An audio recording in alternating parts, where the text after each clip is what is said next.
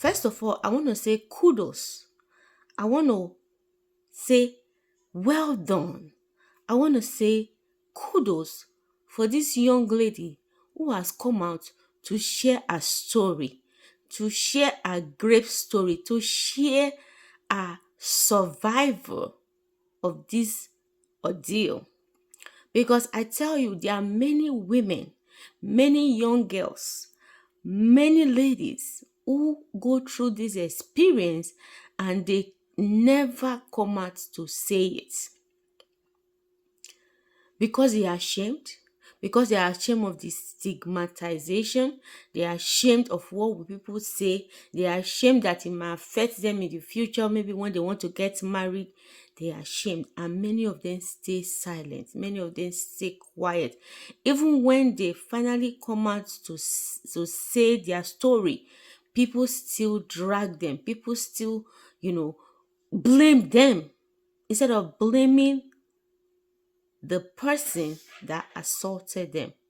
So this is a grape case.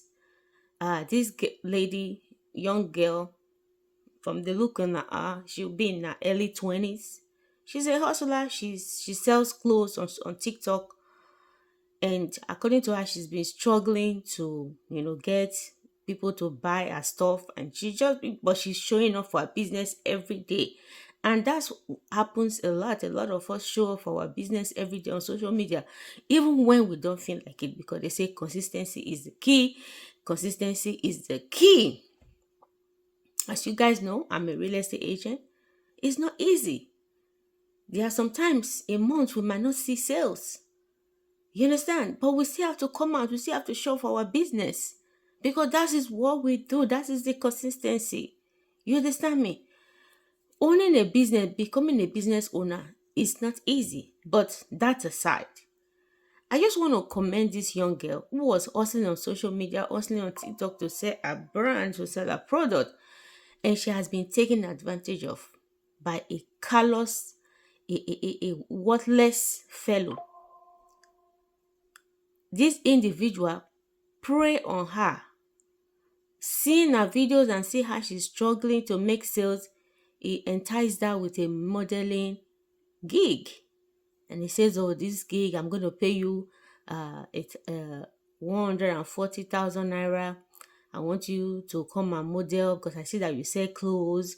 I'm an advertising company, and she looks really good." And she thought it was real. Guys, she thought it was real. And according to her, she went ahead, they planned to meet to do the photo shoot and all that. And according to her, of course, she because of what is happening on social media, she thought it safe to go with a friend. Yes, she went with a friend. And as they got there were so many things that seemed odd. You understand? But she kind of, it's okay, I'm with my friend. What could possibly happen? You understand? Smart enough, they rejected whatever he was offering them. Because when they got there, it was like, "Can I offer you guys something smart?" You didn't accept. Because of course, that would have been laced or spiked with something that would have made you people slip off. But the guy is very smart, kept telling them, "Okay, you need to go and change." Okay, let me play the video so that people can hear a story from her mouth, so that I don't have to pull words in her mouth. Let me play the story for you guys. The incident that occurred on February 8th, 2026. So I was reached out to on Instagram on February 1st to come for a modeling gig with the pay of 140,000 naira in Nigerian currency, which I agreed to. He told me he was an international brand and he moved from the UK to Nigeria to start his brand here, and he needed the visibility that I had so I can push his brand, which I agreed to. Fast forward to the day he called me for the for the day he settled for the shoot. He said I should come to Ajawa Estate number 8 Asalu Street by 6 p.m. for the shoot. I said that my daddy was strict and I did not want the night shoot, that please we should work with time. Then he said, oh, that you're a minor, that am I coming with my parents for the shoot? I said, I'm not a minor. I'm just worried about my own safety. That I can take the shoot because at that time I reached out to my friend. I said, just in case I did not finish on time, I will sleep at your place. And I told my mom where I was headed to. Told my dad soon. So I just told my mom that in case I did not finish on time, I will sleep at my friend's place. Which I even showed that I and the photographer, the brand owner's conversation. So I showed my mom the conversation and everything. So I think I was going to show up because I already reached out to a friend. So I already, like, in case I even finish it, I don't have to be coming back to Ojo because as I know it's far from Ojo, I'll just go to Yelbaja and spend the night at my friend's place and then come back the next morning, which was fine with me. So the next morning he reached out. I dropped my WhatsApp. I said in case I'm not online on Instagram. He reached out to me on WhatsApp. He was like, okay, that he wants to work with my time. That I should come by 10. The time he reached out to me, I woke up by 9 to 10. He said he wants to work with my time. I should come by 11. That the shoot by 11. Makeup artist is going to be there by 11. I said, okay, no problem. So my friend was already at my place. I said, okay, since you are already there, you should come with me. Which we went together to the place. He called me when I got there. I told him I was already there. He said, who should you come with? I said, I came with my sis. He said, okay, you did tell me. I said, then I was like, it was impromptu. And it was like, no problem. Then he came out of the gate to pick I and my friend. So on getting inside the house, because it was the house, but it was empty. The parlor was empty. So when I got there, I said, what is this place? He said, this is a content space that he just booked for the shoot. It's a rented space. I said, okay, no problem. And I'm like, okay. He said the makeup artist was here already. Like, where is the makeup artist? He was like, she forgot something. So he said she forgot something. Now since I was not here, let her quickly go and get it, which I agreed with. Then he showed us the room where I'm going to wait, like freshen up and all of that. Because when I got in, he was like, oh, that I should go and freshen up. That I have oily skin and like heat. I said, oh, that I'm not sweaty. I just came down from AC. He said, oh, just for my oily skin. I said, no problem. So the room he was shut. I and my friend too. We went there. My friend was trying to charge her phone because her phone was not. She forgot that I called inside the Uber. So she was trying to like use his own charger to charge, which none of his chargers were working for my friend's phone. So I went to the room with my friend.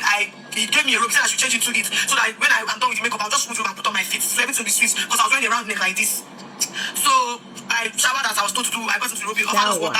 He asked us if we wanted to eat anything. We didn't I asked for anything. So we're just in the room. My friend was still trying to fix her food and stuff. Then Let me pause this video here. Did you hear her say he asked her to shower because he felt she had oily skin?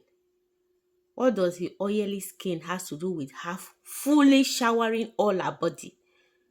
You see, we young girls out there, you have to be smart. You have to be smart. You got there was an empty space. It was an empty space. That's already red flag. Then from that empty space, it's leading you to a room. That's already red flag. It's asking you to shower. You took off your clothes naked so that it will create that vulnerability and give you a rope. So under that rope, you were starkly naked. Listen, let's continue. Red flag. A lot of things went wrong. they called me, said I've gone to a different room to see the fit. And I said, okay, no problem. While I moved to the room, my friend, obviously, she followed me there because, obviously. So when we got to the room, I sat down, I sat down, and it was like, when he looked back, he saw my friend, he was like, oh, that I shouldn't worry, that he wanted the fit to be a surprise. And I said, okay, no problem. So I went back to the room with my friend where he asked us to wait for the makeup artist. So while we were there, my friend was facing a wall where a socket was. She was trying to charge her phone. While me, I was facing like see every corner of the room. When he walked into the room and he was like, so this key, you can use this key to shut this door. He locked the door and he was like, just in case the makeup artist is here or the photographer is here. Because there's a different photographer that's taking pictures that just in case they are here and I want to feel safe while changing, I can just shut the door. I said, okay, no problem. Then the whole room went silent. And I'm immediately texting my friend. I said, why are you locked? Why them locked up? She was like, my dear, I was like, I did fear. She said, don't be scared. Thank God I came with you. And I said, thank God. So we are still having this conversation, like we're still texting ourselves back and forth. Then he was standing like in the corner of the room, like, and he immediately brought out the knife by his side, like he just like showed like the knife, like he had the knife, and he was like, and I was like, ha, and he was like, if you shout, he immediately went to my friend's phone and removed my friend's phone from my hand, and he was like, if me I shout, he was going to stab my friend, and if my friend shouts, he's going to stab me, holding the knife up against her throat. So me, I was already scared. I was already shaking at that time. I was even already shouting small.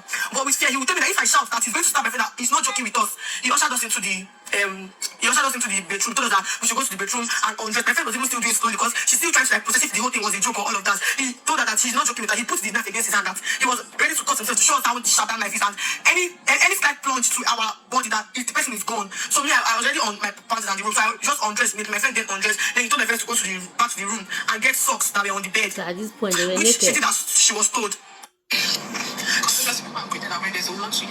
Okay, so my friend went to the room, she brought the socks, he still had this knife pointing, like if he's telling one person to do something, the knife is pointing at the other person. So if the other person tries to act smart like this, anything can happen. So my friend came back to the room, he asked my friend to tie me first with the socks, and she did. After she tied my hand to the front, she tied my hand together. Then he collected the other socks and he tied my friend's hand. Then he ushered us back to the room, having the knife threatening us with it. Then because I was panicking, I was raising my voice, like crying.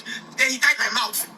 So when he tied my mouth, I was standing in front of the door. My friend was standing in front of a wall in the room, and then my friend was asking that why is he doing this? Then he said, I think the moment my friend asked him why is he doing this, he immediately like approached my friend, held her like he strangled her, then he pushed her against the wall and was like, she should not ask him questions, that he's not joking with her. Then she held his hand. He was like, she should let go of her hand. That she should not hold his hand. That she should let go of his hand. Because when he held her neck, she held his hand, and he was like, she should let go of his hand. She should not try to act smart with him. Then he walked away. We still had the knife pointing at us. And he said, oh, that he's doing this because somebody scammed him. He took pictures for a girl and she left with the pictures. She blocked him. She did not tag him and stuff like that. So now he wants to revenge. He wants to cause pain to every woman that he comes across. So after he said that thing, he undressed. While he undressed, he told us to lie in a certain position on the bed, which we did. And then after he told us to lie in this certain position, he dipped one of his fingers inside of me and he said, oh, he told my friend, she's tight, but I don't give a fuck. Then, so after that, he penetrated forcefully inside of me first.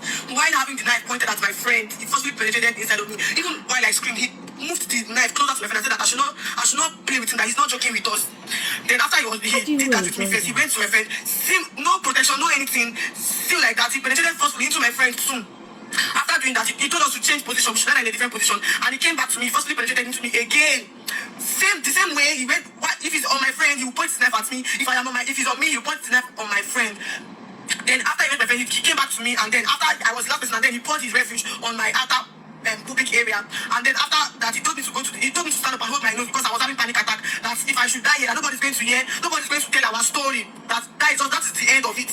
Then he told me to go to the bedroom and wash up. While he had my friend in the room pointing to the and then my friend that she tried to ask man because my friend was still put together. Me, I wasn't, but my friend was still put together. So he was just letting her know that if she tries to ask man, like he was going to stab me to death there.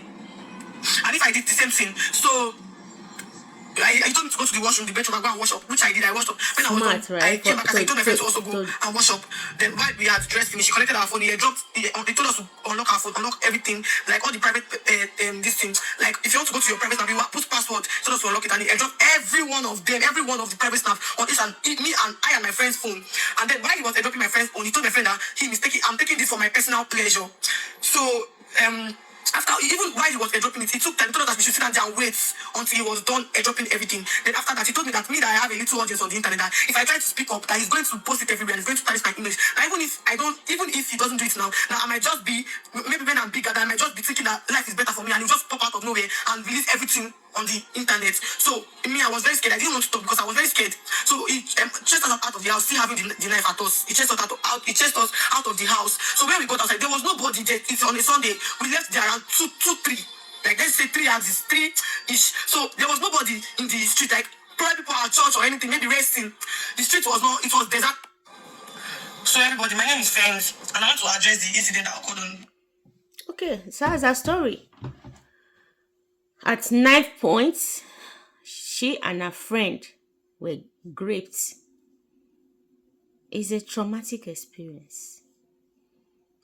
According to her, the guy even released. How do you enjoy that? How does that move you? That you have to take advantage of somebody. I mean, SCS is cheap. With a plate of food, you can get a girl to sleep with. Unfortunately, that's where that situation we find ourselves. But you don't have to go to that extent of graping someone. You don't. And this guy is a serial. He's been doing it. And a lot of people in probably have done this to cannot talk. But thank God this girl she has spoken. And lawyers have come through for her. The case right now is being handled. And according to what I heard, they said the mom of the guy, which you are seeing in this picture, has reached out to the girl and is wanting to pay, I think, 500,000 to silence so that the case can go under the carpet, But they are not having it. He needs to go to jail because this guy cannot be loose on the streets. This is a serial graper. He cannot be loose on the streets. This guy is dangerous. What of if he had killed them? What of if he had succeeded in drugging them and, grape them and buy them and go through their body somewhere and nobody will even know what happened? This is a serious matter. And according to her, the first police station she went to, they were not taking this case serious. What kind of police do we have in Nigeria? Anyway, I don't want to talk about that because Nigerian system is just messed up. But I'm glad that, as she made the story, lawyers have come through for her. She's asking for donations. She's asking for people to help her. At least you can support her by going to follow her TikTok handle is Fems underscore. Let me see. Is this is our TikTok handle. Is FENIS baby at baby underscore fems FENSS. You can, I think she's on Instagram too, but this is her TikTok handle where she shared the story. It's so sad that this has to happen to this young lady, and I'm happy that the case is being handled. And yeah, so as a mother, you have raised a son who take pleasure in gripping people's children, and you think money can solve the problem. The video before, because she said it took her 3 days before she shared her story, but I think that incident happened according to her in the morning on a Sunday, and she still had to show for her business. She was crying, but people didn't understand. That's why sometimes it's good to, people are going through a lot. She was crying in that video, saying, "Oh, I'm not selling." She was emotional. She was crying because things were happening. Her body is hurting. You know, According to her, the guy released on her pubic area. That means he didn't release. The guy is smart, but at the same time, she still needs to go to the hospital. The guy, if you remember, the guy asked them to go and take their bath so that there will not be any evidence. Um, so you know, I believe that the case is being handled. She'll be taking, of course, they would have taken her to the hospital to check her vaginal area, to check all the bruises, and check if there was penetration, because for her it's like she's even a V. Um, it's so sad. I feel so heartbroken as a mother. I feel so heartbroken. You can also. I mean, society has failed this young lady. She should be in school, but she's on social media hustling. Society has failed her. The government has failed her. Her parents have failed her. According to her, her parents are streets. But it was still not enough. When you got there, you saw the quietness, the stillness of the place, and your mind you feel like something is odd.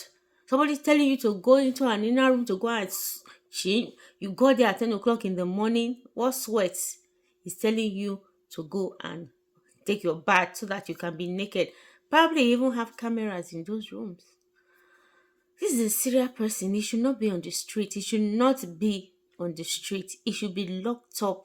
I don't know how many years they charge for gripping, but this guy needs to spend his time in Kirikiri. For real. It's so sad. She's traumatized. Imagine, maybe, of course, I don't know, but according to her, say it's tight, so probably she's a virgin. She's keeping herself, and this is how she has to lose her V. It's traumatic. It's traumatic. Even when you're having it with someone that you love, that is even careful, it still hurt. Talkers of that kind of ordeal, that kind of evil. I pray she find justice, and this guy spend some.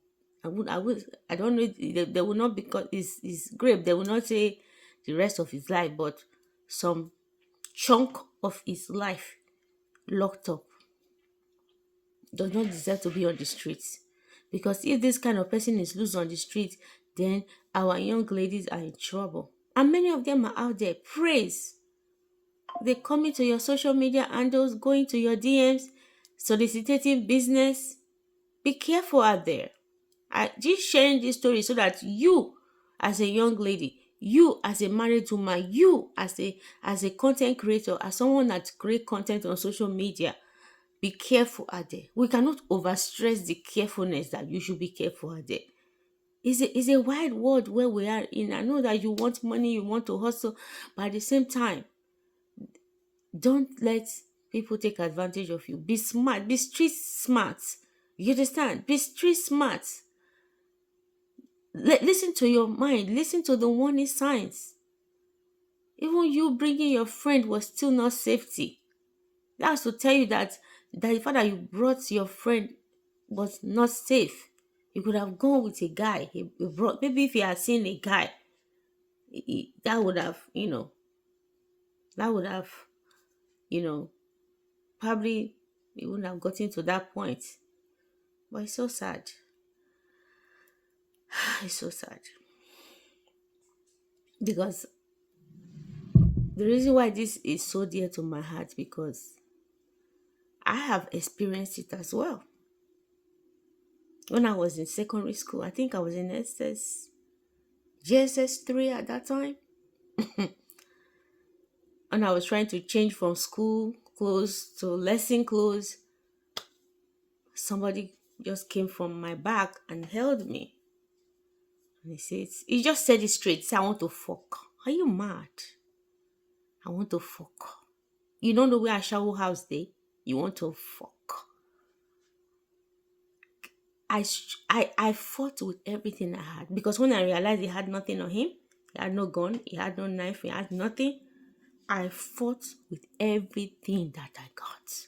He was a strong, short, dude. And I was just, how many years was I when I was in JSS 3? Maybe 13.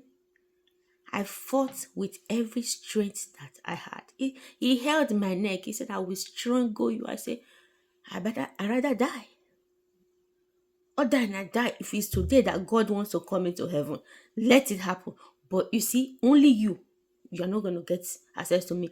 And luckily for me, I already had my, because we wear skirts, I already had my short, tight jeans knicker inside of my skirt. So that was already safe. I was just attempting to remove my top to put on my lesson outfit. In fact, my uniform was still on me when he just grabbed me from.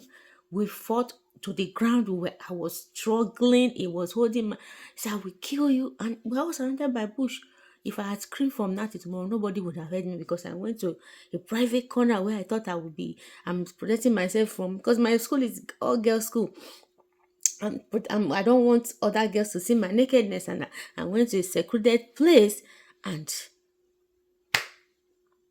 not knowing that somebody was just probably I was just there watching. Say, oh my God, look at this beautiful young girl. I fought with everything that I had. But then we struggle for almost an hour. He just left me and ran into the bush. I picked up my bag and I ran to safety. And for hours, I couldn't. I was just there. I was like, thank you, Jesus. What just happened? Thank you, Jesus. What just happened? I got my hair full of, because we're struggling. I was on the floor with all the grass. I picked up what I could pick. I went to that lesson. In fact, maybe I should have just got to go home. But I didn't want, if I go home at this time, there was nobody at home. I just see someone the courage. I went to a lesson that was late, and my friends were asking me, what happened to you? Look at your hair. I couldn't say anything. Even though nothing really, there was, but I was still I couldn't say anything. I was just, in fact, everything the lecturer was saying that day in lesson, I was just looking. I was lost in thought. I was like, oh my God, is this how I would have lost my way? Just like that? To a complete stranger? In the middle of nowhere? What if he had his way and then got me pregnant? A lot of things were just going through my mind, and I was just so grateful. It's an experience I do not wish even for my enemy. But I fought. I fought. I fought with everything. I was ready to die because he was strangling my neck. Because he didn't have any other weapon. He held me and I couldn't breathe. I'm like, kill me. Kill me. I'd rather die. Then you will sleep with my dead body. You will grape my dead body. Then I'll be alive. I'll be alive. A friend of mine also, somebody graped her when she was in uni with a knife, holding her down. You toast a girl, you ask a girl to come to your house to come and visit you, and then the next thing you are graping her. It don't make no sense. It don't make no sense. So guys, that's what I wanted to come and share this trending issue with you guys. Unfortunately, this is what is trending, but I mean it's creating awareness. And if you're a victim of grape, I want you to go out and share your story, get help, go to hospital.